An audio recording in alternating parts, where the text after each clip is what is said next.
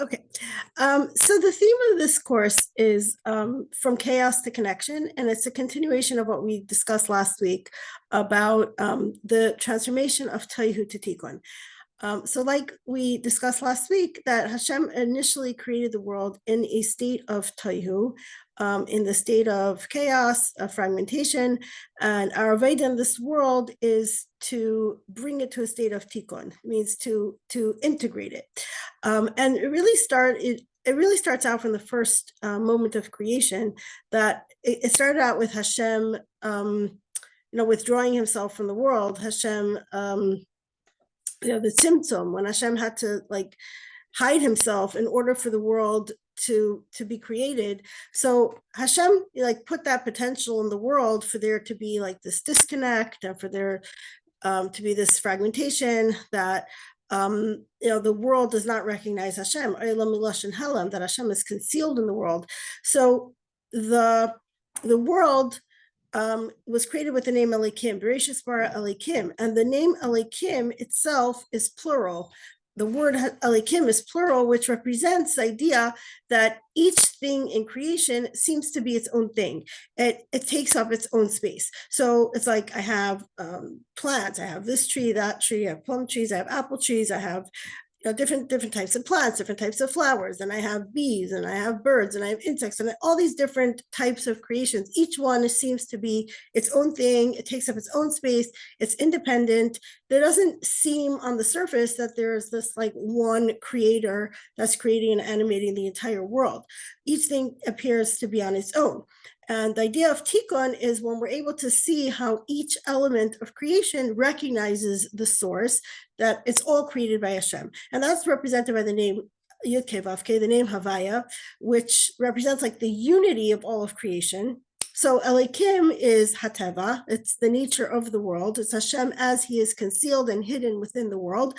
But above the name Elikim is the name Havaya, which is that unifying force, that everything in the world is created by Hashem. So Hashem, our Aveda is to make it clear that Havaya hu Elikim, that the same one, the same God that created the world, that created all these multiplicity, all these different types of creations, it's all one unified force. So that's what we reveal through our Aveda. So that's what this Taihu to Tikkun transformation is. So what does that mean in terms of our personal life? So we discussed this last week, that the idea of Taihu is extreme self-centeredness. It's when I'm stuck inside myself, I'm stuck inside my own head, I'm stuck inside my own space. I can only see my own perspective. I cannot grasp the needs or the view of others outside of myself. I'm very preoccupied with myself. So we discussed last week, the world was created with 10 spheres, this 10 creative energies. And initially, when the world was created, these energies were each so intense, each one only left room for itself. There was no, Chesed only had room for Chesed, Gvura had only had room for Gvura. There was no integration.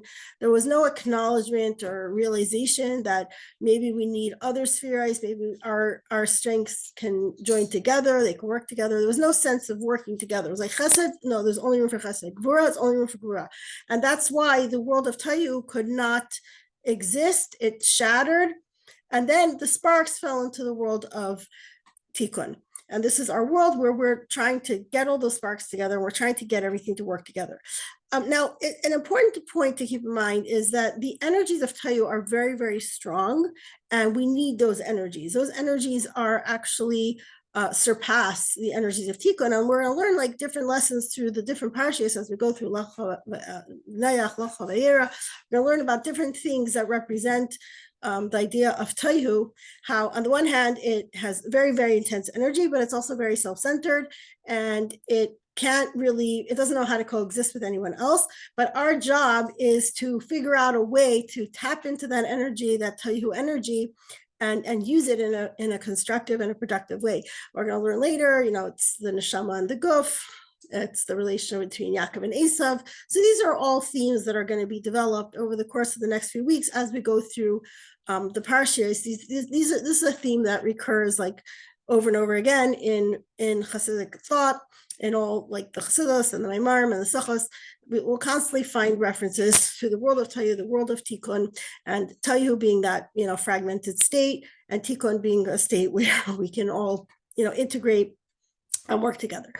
So, so back to the idea of Tayu, it means being stuck in my headspace, very preoccupied with myself, my problems, my struggles, my challenges. How am I going to deal with this? I feel like I'm falling apart. I feel like I'm cracking up because I'm trying to deal with all these things. Somebody brought it up last week in the comments. When we're going through a difficult situation, it's normal to be very self-absorbed and very focused on myself. Like if I'm someone's in chronic pain, it's very hard when you're dealing with so much pain to think about other people. I'm just like focused on myself and my pain, or someone's going through a health struggle, or just really severe severe challenges in all these different areas. Someone's mourning a loss, in those times, it's normal for people to be very self-absorbed. So it's not the idea that blaming people for why they're self-absorbed, or going to people and saying, oh, your problems are all because you're stuck inside yourself and because you're too self-centered, it's not meant to lecture people. But even from a psychological or health point of view, the more we're able to break out of our own head and connect to other people, that's really the key to healing, is being able to draw strength from other people. So someone is so locked into themselves that they're not able to accept support from other people, they're not able to reach out to other people, they don't have that give and take. That's what's going to cause more distress. So it's not that you're bad, that if you're stuck inside your own head, but by being stuck inside your own head, you're just creating a worse situation for yourself. So it's actually healthier for us when we can reach into that tikkun space, when we're able to integrate with other people, when we're able to join forces together. Sometimes, I'm the one that is going through a struggle and I need support from other people. Sometimes other people are going through something and I can give them strength. And sometimes, two people that are having a similar challenge, we can get together and we can strengthen each other. So, as mothers, lots of us have struggles in our house and things being chaotic and not being in their place, or having trouble getting our kids to bed. And, these are very common struggles. And when we can each, instead of like huddling in the corner by myself and saying I'm so ashamed and no one else is dealing with this, when we could just get together and strengthen each other. That's the idea of tikkun. As we all have our own strengths, we all have our own challenges, but we're able to use those strengths and those struggles in order to help each other. When we know what it's like, when we've been there, we've gone through it, we learned some strategies, we learned some coping tools, we share them with each other. That's the true idea of tikkun. Okay, so now let's connect this to Parshas Noach. So let's think about the mabbul. Excuse me. So the mabbul is this destructive energy. It was very destructive. It wiped out the entire earth. And only Noach and his family survived. But on the other hand, the mabbul also represents a cleansing of the world. There's a famous teaching that the mabbul lasted 40 days, which corresponds to the 40 sa, the measurement of a mikvah. So it's like the world was being bathed in these cleansing waters. And in this week's Torah, the Alter Rebbe says also that if it was meant to destroy the people because they were too terrible, then he didn't have to do it in a mabbul. Hashem could have just evaporated them in an instant. Why? Hashem didn't have to make it rain for 40 days. Hashem didn't have to make Noach go to Teva. So this whole process, the fact that it rained for 40 days and the whole, it was through water, is because water has this cleansing property. And this is the concept of water. Water represents unity, because we see how, drops of water, they flow and they coalesce together. We see two drops and they join and they become one. If you add water to the dough, it takes all the ingredients, it binds it together. And then water is like the symbol of flow, of chesed, communication, relationships. So think of the flow of blood within your body, from the heart to all the organs and all the limbs, and then back again to the heart, and it's just constantly pumping, flowing. So the flow of blood, or think of the flow of water from streams to rivers to the oceans, and then evaporates, makes clouds, fall back to the earth. So this whole cycle of water, and the way that the water moves in this flow, So that's all like, the connections, the relationships that we form. So the idea of the mabbul was basically to obliterate that extreme sense of self-centeredness that was in the world before, during the Dara mabbul, and reset it to a place where we could rebuild those connections in a healthy way. So to understand like the state of disconnection before the mabbul, so let's look at the two sins of the Dara mabbul. So one was Kimala Aretz Hamas. The world was filled with corruption and robbery, and I know people are connected with Hamas. I don't know what the word Hamas means, but in terms of what Rashi says, it was like extreme corruption, like the extreme of inconsideration for other people. Everybody's just out for themselves. Complete breakdown of morality, complete breakdown of society. So the Medrash says if someone would try to build a fence, each person would grab one brick until they have nothing left. Another example, if someone had a basket of peas, each person would grab one pea and run off with it until the basket was empty. So both these examples, you see this idea of just fragmentation, of each person grabbing one brick, and like, what are you going to do with one brick? But it's the idea that any attempt to have any kind of cohesion, they would just break it apart. Everything would just fall apart. There was no cohesion, no unification at all. So you have Hamas, which is the extreme of inconsideration for other people, no sense of a community, no sense of integrating with other people, no unity at all. Now the other sin was immorality, and the problem with immorality is that a relationship that has kedusha is really built on the two partners trying to integrate and become one. We know the famous quote, Isha Isha Zachu Shchina Shur B'neihem, that when a man and a woman come together, the man has the letter Yud, Ish, the woman has the letter Hey, Isha, and they come together and they make the name of Hashem. So that's in a healthy kedushatic marriage where we're both focused, the husband and the wife are both focused on creating a home together. We're both focused on bringing kedusha into our marriage. We're not just serving ourselves. We're not just focused on what's going to give me pleasure or meeting my own needs. We're focused on meeting the other needs, the needs of the other person, but also we're focused on Hashem, the third partner. So we're both focused on Hashem, and that's what gives our marriage strength and stability. But when you have two people in a relationship that each one's just trying to get their own needs met, just trying to get their own pleasure, that type of relationship does not have any kedusha in it, and that is actually leads to fragmentation, like an internal fragmentation, because the relationship itself does not have any true stability. It's just based on getting my own needs met. So that was one of the sins of the Dara mabbul, the immorality, which is also a symbol of this complete lack of cohesion and unity in the world.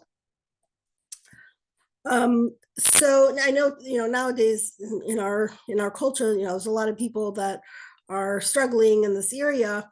And my purpose over here is not to demonize anyone, those that are living alternative lifestyles. There's people that are really struggling, they're confused, and I'm not trying to like add fuel to the fire. It's also important for us to acknowledge that, a relationship that's built on kedusha is the ultimate, it's healthy in a spiritual sense and in a physical sense and in an emotional sense. So it's really that integration and harmony of all those different aspects of ourselves, the physical, the emotional, the mental. It's when it all comes together. That's the idea of tikkun. When my body wants one thing and my soul wants another thing, my mind wants another thing, every part of my body is fighting with each other. So that's the opposite of integration and unity. Okay, so we're Dara mabbul. Society is in this complete state of decay, and Hashem sends a mabbul. And the mabbul, Rashi says, what does the word mabbul mean? It mixed everything up. It turned everything over, turned everything upside down. And that's the same thing, in our lives. There's all kinds of things going on in the world, all kinds of turmoil and turbulence and confusion and chaos. Those are the waters of the mabbul. And they threaten to engulf us and overwhelm us. And what's the Torah's answer to the mabbul, to all this confusion and chaos, is by al hateva. So it's the famous interpretation of Chassidus, by al hateva, that whenever we're facing any kind of chaos and turbulence of our lives, like throughout Jewish history, what was our refuge? Our refuge was always the words of Torah and Tefillah. Now, as soon as this whole situation broke out in Eretz Yisrael, what was our immediate instinctive reaction? Let's say Tehillim. Let's get together and say Tehillim. Let's get together and learn. Let's learn a Sikha. Let's learn a Maimer. Let's add in Torah, Tefillah, and Tzedakah. Let's figure out what needs do people in Eretz Yisrael have. How can we meet their needs? So it was always like our focus immediately is Bayal Hateva. Let's take refuge in the words of Torah and Tefillah. And I know like I have certain my own go-to lines, my own go-to psukim or pisgamim that give me strength, and I'm sure you also have your own. So that's something that I want to do as an exercise later, is for everybody to share at least one thought or pisgam or pasuk or something that when you're going through a time of chaos or distress or difficulty, like what idea is it that you hold on to that really just helps you get through it, like just helps you focus? Could be your favorite hayom, your favorite parak and tehillim, or something that you once learned. Like I want to hear like what is that for you, because we all have it. I'm going to share at the end. I'm going to share some of those that really that helped me. So that's the idea of Bayal Hateva. We each have certain words that really energize us, that really give us that sense of security and stability when everything's falling apart. When I feel like I'm falling apart, it's like an anchor I can hold on to. I can gain some clarity. I can gain some strength in order to deal with that situation. So that's the meaning of Bayal Hateva.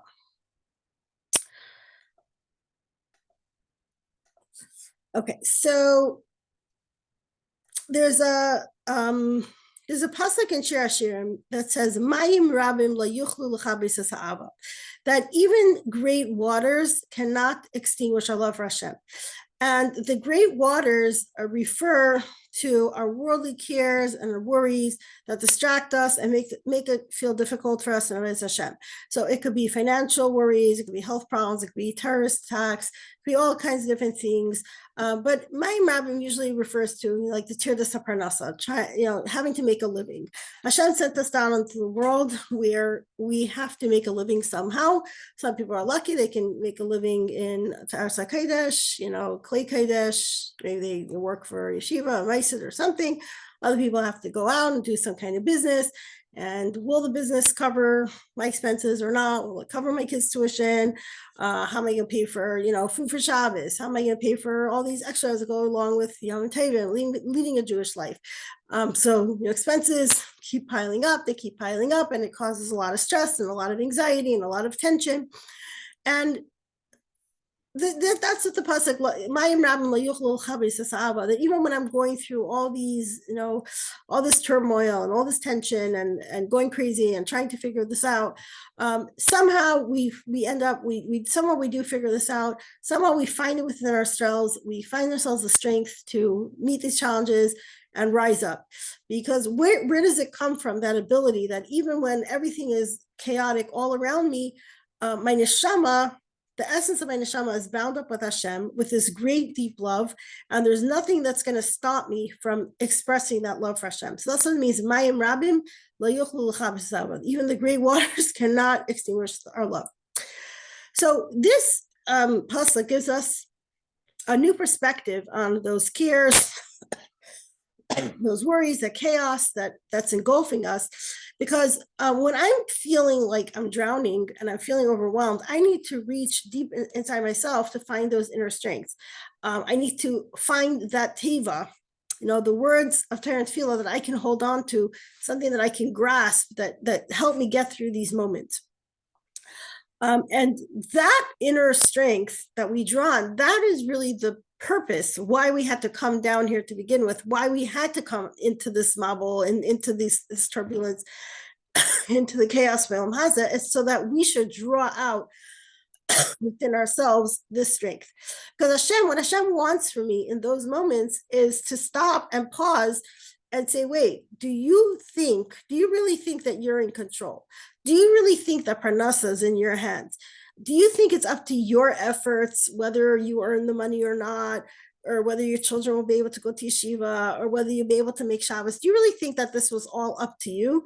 Because when we feel like it's all up to me, so what do you start doing? So when you feel like there's this big ocean and this big chaos, so one response is you could just let yourself sink. You sink into it. You feel despair. You feel depressed. You just sink down, and you feel like you're drowning. So that's the sink.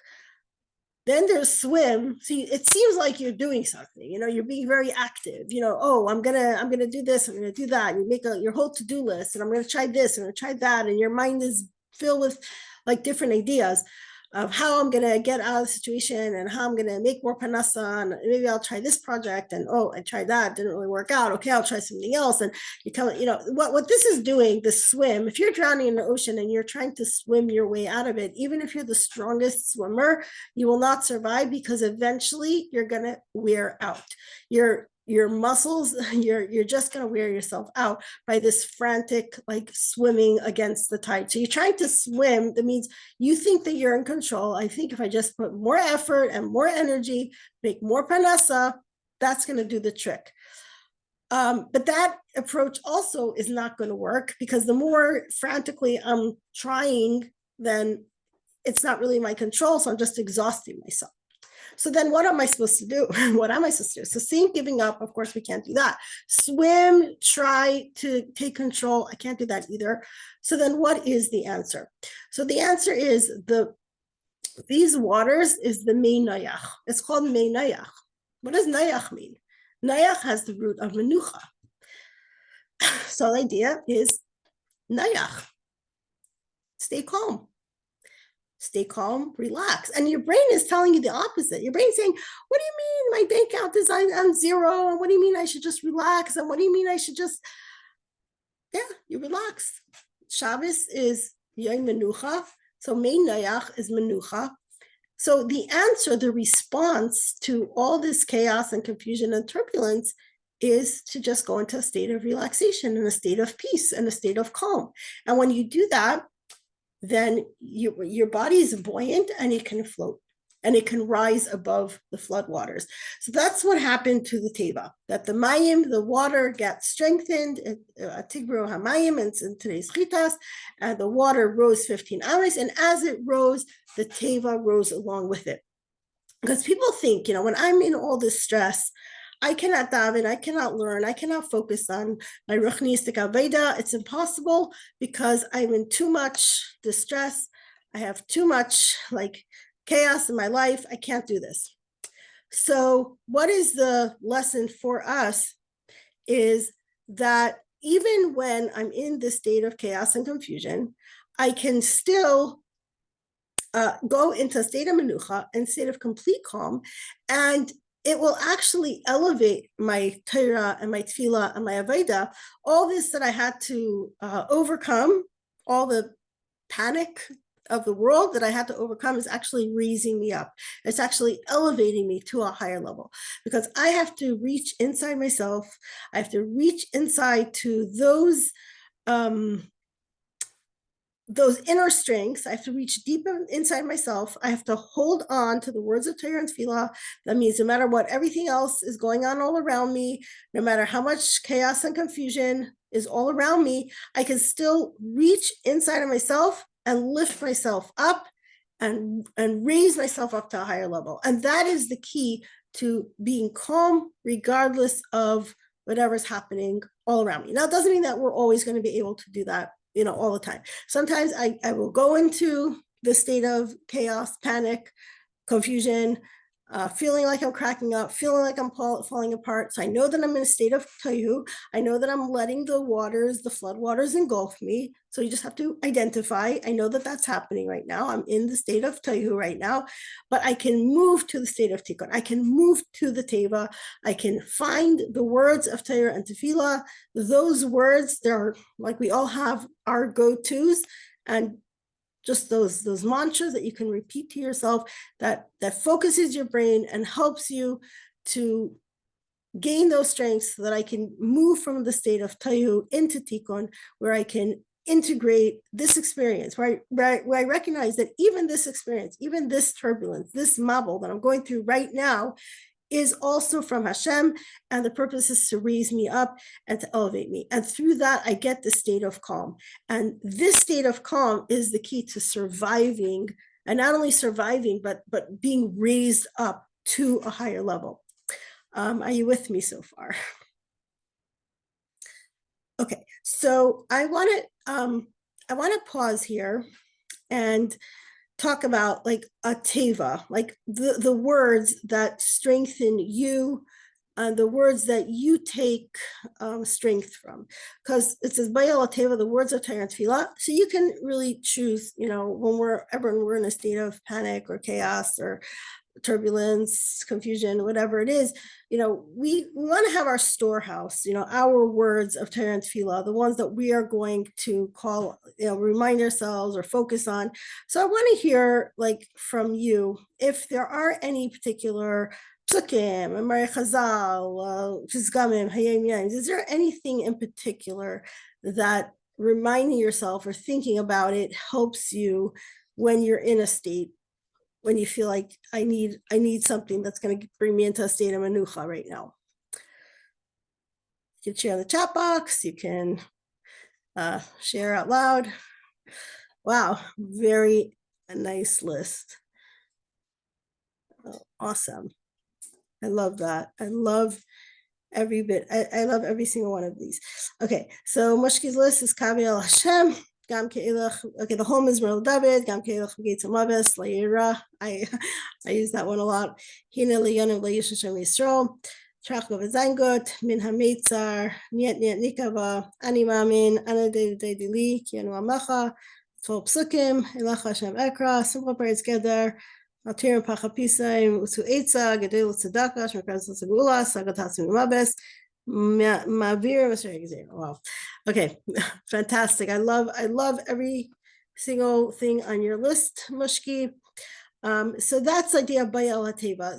Whatever, taking any one of those things, it could be a song or, a pasuk, a mizmar telim, and those words themselves really help ground you, focus you, calm you, and that's that when you're taking that moment where you're feeling chaotic and you bring to mind those words of Torah and Tefillah, so that the fact that in that situation you are calling to mind that pasuk, that in itself is the reason why you have to go through that turbulence, to be able to bring out those words of Torah and Tefillah.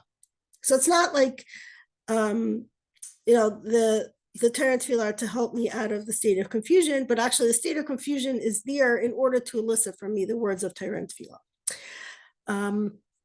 Okay, so I want to share, yes, to Hillim. So I just want to share one thought that that really relates to this whole idea of the chaos and turbulence. It's a part of the Baal Shem Tov. That we go down, there's those who go down to the ship go down to the ocean in ships. They do their work in the mighty waters. So it's about, the Baal Shem Tov says it's talking about the journey of the neshama to earth, that when the neshama comes down to earth, some people come down to earth in a ship. They have the security of a ship. They come into a stable situation. They merit to be raised in a nice stable home. And other people are not so lucky. And when they come into the world, they're in like the ocean without a ship, and they're just like trying to stay afloat. And the Aisei Malacha B'mayim Rabim refers to the people who leave the comfort of their ship in order to help and rescue the people that are in the water. So this is a vart of the Baal Shem Tov, and the Rebbe once mentioned this vart in a in a sikha and said that, we think that, you're either in one category or the other. Either you're in the people that have like the nice, safe, secure ship, or you're the person that's just floundering in the ocean and you need people to come and save you. But the truth is, we all go through these different situations at different times of our lives. Sometimes I'm the one in the ship, sometimes I'm the one in the ocean that's floundering, and sometimes I'm the one that's jumping off the ship in order to help save the other people. So no matter what situation I am in right now, there's going to come a time when I'm going to be in one of the other situations. And that's, again, the idea of tikkun, which is the integration, the harmony. Because we think like, okay, there's people who are helping, and then there are the nevachs who need help from other people. But the tikkun perspective is we all at some point in our lives need help, and we are all at some point in our lives in a position to help others. So there's no shame in the times that we need to receive, and there's no gaiva in the times when we are giving, because it's all that interconnection. That is the tikkun. The tikkun perspective is sometimes we're in a giving position, sometimes we're in the receiving position.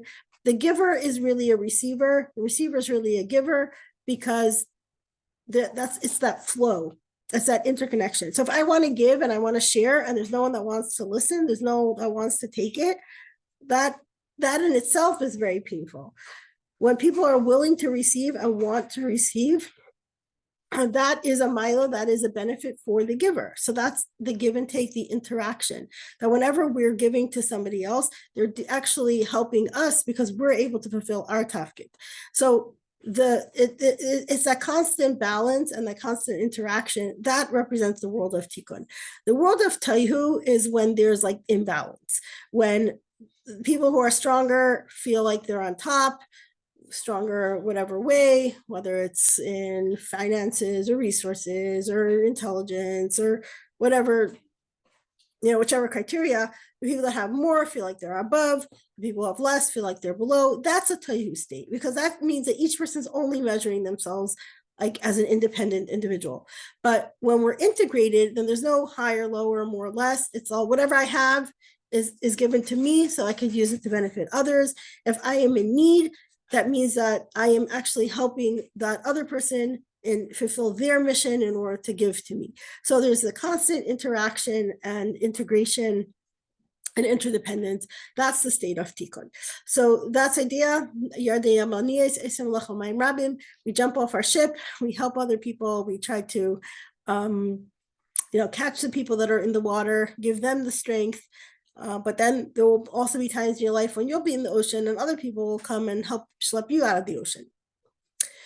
Okay, so moving on, obviously lots more, depth we could talk about, just, sharing very short highlights. Okay, so the waters of the mabbul are meinayach, but it's also menucha. We have to, go into a state of calm, a state of peace, accept that this is from Hashem. I'm not in control. I didn't choose that it should be this way. I did not choose the situation. Hashem put me in the situation. There's some kind of purpose to it. If I could just allow myself to relax completely, then I'll feel the waters rising up and rising me up along with them. Okay, so after the whole mabbul, the next story in the Torah is that they come out of the teva, and what's the first thing that Noach does is he plants a vineyard and he makes wine and he gets drunk. And this whole thing happened like very, very quickly. That it happened within a very short time, that he planted a vineyard and the grapes grew right away and they made wine, which we know is a long process, especially in the olden days. They didn't have all the fermenting things that we have now. They didn't have all the technology. So normally that would take a very long time, but he had planted the vineyard, had the grapes, had the wine very quickly. There's an idea, after any kind of destruction, devastation, we are given extra powers from Hashem in order to rebuild. And he chose to use his, those powers. He chose to use that in making a vineyard. So the question is, what was he thinking? Like, what was his thought process? The first thing I'm going to do as soon as I get off the teva, my first priority is planting grapes. Like, what was he thinking? So Chassidus explains that going back to the beginning, when we were talking about that the mabbul, the world's in a state of tayu. Everybody's very self-centered, like the extreme of self-centeredness, the extreme of everybody just being out for themselves. So Noach said, if that was the problem, or the problem was that there was no unity, no integration. So what happens? You get drunk, you're happy, and you lose your inhibitions, you lose your boundaries. So he's going to get very, very drunk, and all those boundaries will fall away, and then we won't feel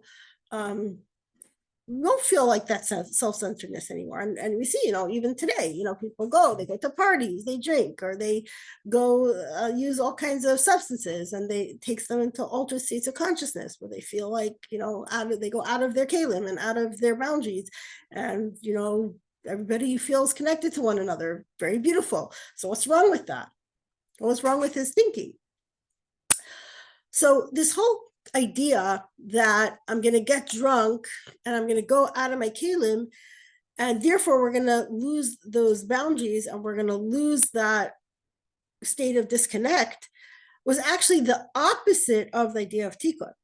Because the idea of tikkun, again, is me as an individual, as me being who I am, with the character that Hashem gave me, the individual abilities that Hashem gave me.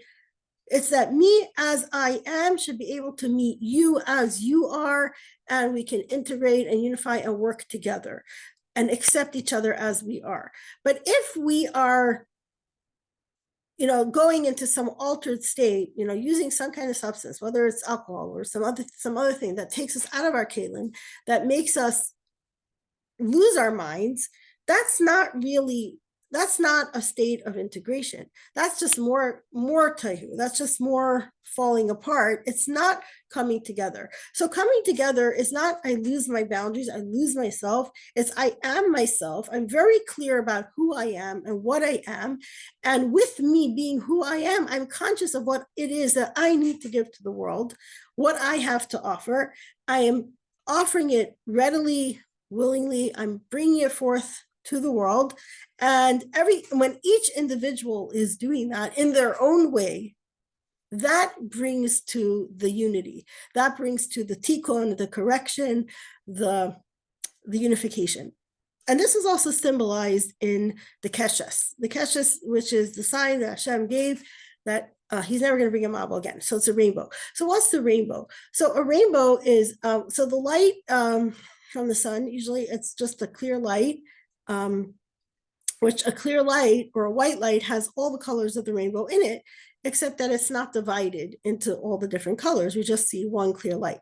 But when the when the sun shines through the clouds at a certain angle, so then it diffracts the light, so it splits it off, and now you see the 7 colors. So now you could see how all those 7 colors are all present within the light. So the different people, the different midas also correspond to different colors of the rainbow. So Chesed is blue, and Gvura is red, and Tiferes is green, and there's different svarim that explain the different colors and how they correspond to the different midas. So when you're able to see all the different colors, but we see how all the different colors are actually contained within the one light. So it's not that there's only one light, it's that there are 7 colors, but they're all united within that light. So when we all know which color is it that I express the most, how am I able to appreciate all the other colors that I can join together with them? I can shine my spectrum of the rainbow. I don't have to be everybody else's color, because that's just going to make a big mush, and it's not going to be pretty, and it's not going to be beautiful, and it's not going to be harmonious when we all try to, mush up all the different colors together. That's just a big mess.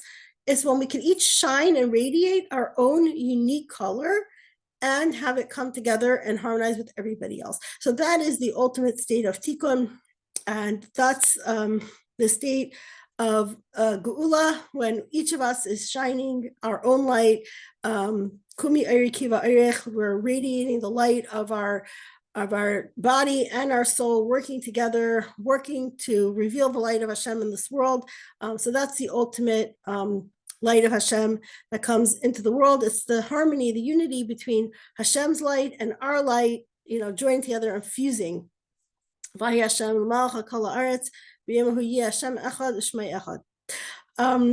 So just want to open it up. Any questions, comments, thoughts, talking about how we can make it practical and personal, to apply it, just on a very practical note in our homes, in our lives, especially in this situation.